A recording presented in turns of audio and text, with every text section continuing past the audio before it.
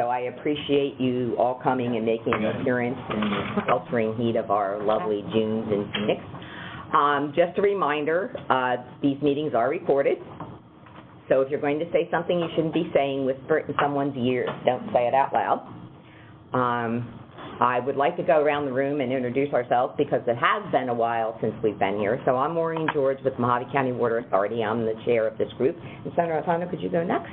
I'm Lisa Otondo, and I'm Senator for Legislative District 4. Wade Noble, representing Yuma County Agricultural Water Coalition.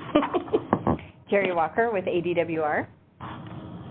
Cindy Rule, new with the Water Initiative, and I will be taking Martin's place as staff support to the GWAC committees. Thank you, Cindy. Welcome. Thank you.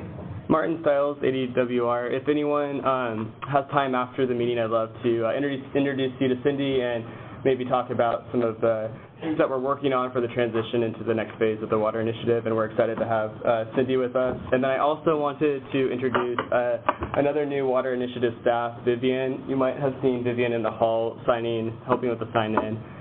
She will be doing the planning area coordination, so welcome to both Cindy and Vivian.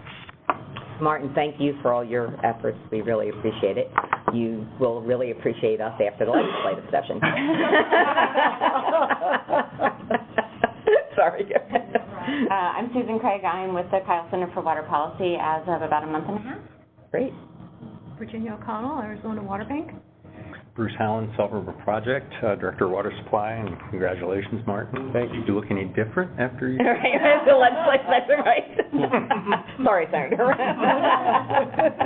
No, believe me, we all look a little haggard after that. Warren Tenney, Arizona Municipal Water Users Association. And I'm Richard Humphreys with Carollo Engineers, and I am the project manager for the water augmentation project that we're just starting. Scott Dini, TNC. Oh, yeah, we just go around so we know who's here. So if you want to throw things at us, we know who's throwing them. Lauren Holland, Assistant to the Auditor General. Great. Jessica Askel-Case, Bureau of Reclamation. Robbie Diwali, ADWR, Colorado River Management. Haley Paul with Audubon, Arizona. Craig McGinnis, TNC. Scott Miller, APS. Frank Miller, the City of Phoenix. Riley Martinez with ADWR. Great, thank you. Okay, well, thank you all for being here, and I'm going to turn it over to Martin, who's going to talk about our work with Carollo and project scope of work and where we are with our Bureau grant applications. Thanks, Maureen. Welcome, everybody. This is a quick and a rather brief overview of many months of work that have been put into 3 specific items, which I'll kind of go over with you as the committee, and then after we go over the 3 items, we can go through them in detail as a discussion, and the committee can decide how much detail they want to go into. I wanted to thank you all for giving me one last meeting to be a part of. I will hope to come to these in the future, but just as an announcement, I will be working as the legislative liaison for the department as of last week. So looking forward to that new role, but please feel free to contact Cindy with any Governor's Water Augmentation Council questions, and Cindy's going to do a great job and has been doing great work already for the past month while you've been here. So I'll go ahead and get started. So the committee last met formally at the end of September 2017. However, since then, there's been some intermittent meetings with some members of the committee and with the chair to discuss the selection of a consultant, and we also had some informal discussion by email. So it's not for lack of work being done, it's just we haven't had a formal meeting together since September. So the 3 things that have occurred since that last meeting were we did select a consultant for the project that we've been discussing for the past year and a half. We were able to develop a scope of work with and for the consultant, and we have worked towards securing the funding and a grant application to help fund that project.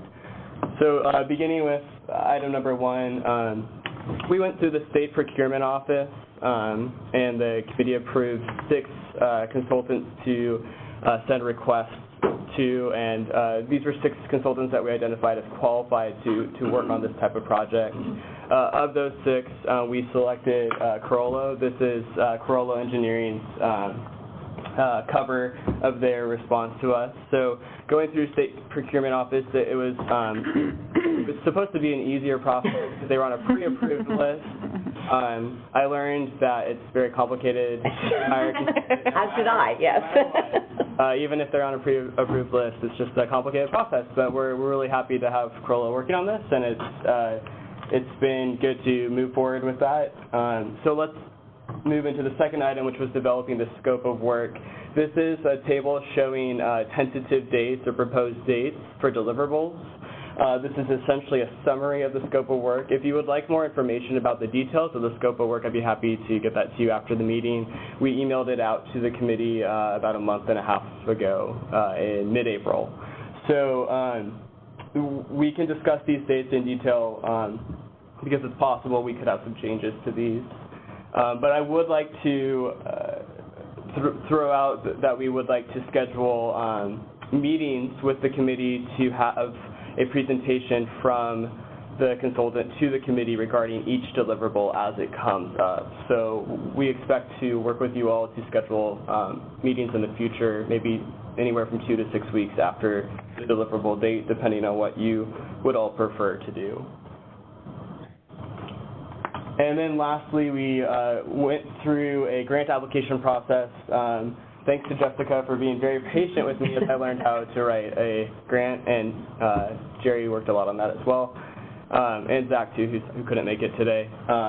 In fact, I should give Zach a lot of credit for all his work as well. But this was the grant title page, and this is just a visual to show you that we were able to get this in on time, and we had, I think, 3 or 4 weeks to work on it from when it opened to when it was due, and we're, fingers crossed, we're looking to hear back, I guess, in June or July, hopefully. So grants have, the recipients have been selected by the ranking committee and now have to go through Denver for projects. I'm not allowed to say who gets it and who doesn't until it's official. Great. So we've moved forward. Projects have been selected by the committee. Great. Thanks, Jessica. So that's some good news as well, and so this will potentially augment our funding from DWR to help pay for the project. And with that, I would like to open it up for discussion or questions, and then if there aren't a lot of specific questions, we would like to start talking about the timeline for the deliverables and if there are any changes to that. Martin, could you go back to the screen that has the project deliverables so everybody has a chance to, since some like me may not have read the entire scope of work in detail, at least for a while. Yeah, so perhaps we could all take a minute to look at the tasks and make sure we don't have any questions about exactly what the tasks are, and then we can move on from there. Or if you see something you think is missing, or, you know, luckily we have Richard here who can make note of something if we think we missed it.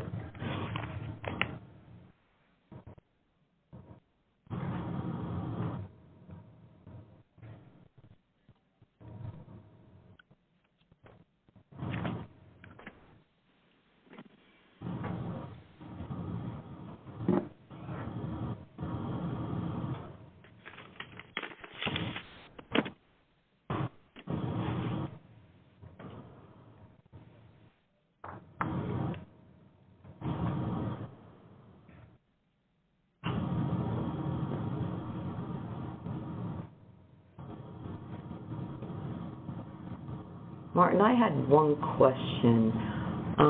We had talked about one of the key issues in doing this was trying to identify any projects that might cross planning area boundaries so that we could, you know, look for economy of scale and cost and all of that good stuff. Where does that fall in this? And that might be a question for Richard, but I mean... Yeah, I would default to Richard on that. Okay. To answer that question, we know that there's interest in finding projects that span boundaries. We won't have identified those for a little while. But we've got to get the first level is we're going to try and cut out everything that we know obviously isn't feasible, and then start digging deeper into the different options. But that is something we're looking for opportunities to do. Okay, because it's probably somewhere around 4, past 4 there, where you're actually getting into the more detail about what looks like a... Yes. Okay, great, thanks.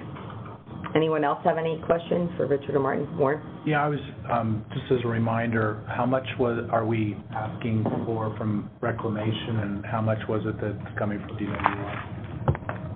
The grant application was requesting $25,000, and DWR, I believe, was promising or committing to $150,000. Okay, thanks. And while we're talking about schedule, if I may, these dates were set up when we were hoping to start the project, and the contract process took longer, and so and I owe Martin an updated schedule on this, but the planned completion date of June 29th for task number 1 is actually about the 20th or 24th of August, and so all the planned completion dates will all shift by an equivalent amount. Right, and that was because the process of getting through state procurement was, you know, we were kind of led to believe that, as Martin said, that would be, because they were on the list, that would be, you know, sign this and move on, and apparently 2 months later. So that's why Martin had mentioned that these dates would get pushed just reasonably, because it took that long to actually get the final okay to move forward. As a follow-up, then, would you expect to be able to do the committee presentation within a few days of that August date? Or would it be 2 weeks after the August date? What's a good time frame? Once we issue that first deliverable and that tech memo, we can meet any time after that, as long as we can make schedules align to be able to discuss it. Right, and I think what we'll try and do, once we get your new updated schedule, is in advance schedule the meetings so we can all get them on our calendars, as opposed to now when we kind of send out a meeting notice when we might try to meet. Once we get those tentative dates, we'll send out tentative meeting dates for this group, so we have, you know, advance notice of when we expect to meet. And we'll do some kind of doodle poll or something that, you know, to get some feedback from everybody on that. Any chance, Maureen, we could get the information maybe a few days in advance? Oh, absolutely. I think we definitely want to do that. Good. Richard, maybe you could talk a little bit about the portal, so that, because this was kind of, we were going to do this portal thing. That's still on, right? Yes. Okay. So, because I think that will too, Bruce, there's going to be steps along here where we're going to be asked for input, and there's going to be a portal that we can go in and look at. And so you want to talk a little bit about that, Richard, if you wouldn't mind? Yeah, we'll have a way set up so that you can log on and see files that we have, deliverables and so on, at any time. And I just need to have the contact information and emails for all of those individuals who you want to give access to, and then we can set that up. Great, great. Because I think that we're doing that, Bruce, in an effort not to have to have as many meetings. We all know everybody's busy. We've got people from, you know, some people from other parts of the state that it was important to. And we all may have a rich amount of resources and data that, you know, is public that maybe you may not have, that we could always throw into that portal. Right, once you see that, right, if there's something that... You might want to make some of those requests of us as you're moving on to see if anybody has any information that they might be able to provide you. Okay, well, that's a good point, because certainly the more information we have, the better we can do a job of analyzing, but it's... And so you don't have to go out and recreate, essentially. It's hard to know what people have that might be useful. Mm-hmm. Perhaps we could all do our study in the Verde Valley with Scott with their beer. Lots of beer. I know what marks down to after our Peace Secret Vault. Right. That's a good idea. I couldn't resist. We'll have the lights on. Yeah, well, it won't matter. I mean, we were talking about data that people had, so I was thinking, okay, you know, we've got that beer project, maybe we'll proceed with that. Okay, any other questions? Anyone? This could be the shortest meeting we've had. We'll work on the list of contact info for you, Richard, and I mean, you can let us know, but I assume it will just be the committee stakeholder list. Oh, right. And our legislative person, because she's been very good about attending meetings. So we don't want her off that list. Thank you. Appreciate that. Yeah, no, we appreciate you coming and your interest. It's great. Right, and if any of you, for some reason, have somebody else on your staff that you actually want to be the contact person, so you don't have to hunt through your emails, let us know that too. You know, so that we obviously don't want a long list. I mean, we kind of want the list of the committee members, but I mean, if we want A instead of B in your organization to get the information, we'd be happy to do that. So if you could just let Cindy, since she's our new guru, if you could let Cindy know if there's someone other than yourself that you want to be the contact person, that would be great. And then, Richard, you had a couple of questions for committee scheduling, and I don't know if we already discussed this to some extent, but you did mention to me in an email that it might be worth looking at dates for not only the August, but also the second deliverable and getting that on everyone's calendar as soon as possible, too. Yes, yeah, and when I send you that updated schedule, I'll identify either a date or a date beyond which you could go ahead and schedule it as you're able to. Okay. Right, and I think, like I said, do some kind of poll or something out to the members so that we can, I mean, obviously we don't ever get anybody, but with the webinar option, we at least have a better chance of getting more people participating. So yeah, that would be great. And there are a couple, well, and I haven't looked at it recently either, but the majority of them have that the consultant won't move on until they get a decision from. Oh, sure, right. So I think it's important that we get that pretty close so we don't have, you know, a month lag time. That's what I'm thinking, a couple of weeks, especially if people are able to access that portal as it's going along. There shouldn't be surprises when we actually get to that meeting. Right. So. Sounds good. Okay. Anything else? Well, thank you all for braving the heat for a very short meeting. I was going to say, it can't be that short of a meeting for all of our hours and hours. I know. We're got beer when we need it. Honest, I knew. Wine, yeah. Did you stay the whole time? Cunningham was after me, and then they closed it down. What time did it finish? 7:45. That's what I told, because I was listening as I was driving down to Phoenix. So, yes, we were all talking about the legislative order issues hearing yesterday in Kingman. Started at 2, ended at 7:45. Oh, God. Yes. So, on that note, you should all appreciate this meeting. The leader of the year. Maureen, I'd like to say something really quick. So I'm going to start organizing my WaterWise Arizona Lunch and Learns at the Capitol again. We had a lot of you give presentations. If anyone would like to do that, please give me your card and a subject that you feel would be informative for the legislature, and I really give you your time and let you speak and do a presentation. The only thing I ask is that you do have handouts.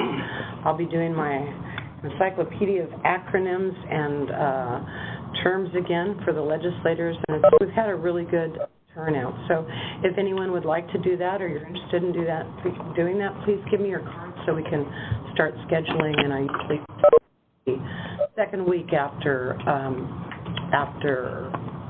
the session begins, so that'll be towards the end of January 2019. And nobody's running against me, so I will. So you know. I know that WaterWise Arizona will continue. Great. Are there any particular topics that you think are important for the legislature to be learning about? There's a wide variety of topics you can choose from. SRP did one, AMWA did one, Wade did one. History there. Well, I think the Mojave County Water Authority would be a good topic, but luckily I'll be retired, so it won't be me. But I will get somebody. Wade did one on surface water. We had a list of very good presentations. So we had some water lawyers that came and went over some of the federal settlements. We did one on groundwater. So anything and everything you feel may be pertinent, and if you've got a crystal ball and you think you may know some legislation coming down the turnpike, and you think it would be a good opportunity to give your perspective, please. That's what I'm here for. Great. Thank you, Senator. Appreciate that. So, big day? September 30th. So you may or may not see me again, depending on when our next meeting is. Okay. Well, thank you, everybody. Appreciate it. Have a good day. That's that SRP insurance. Oh, absolutely. No, I'll get Jeannie Kelly who's going to take care of it. I don't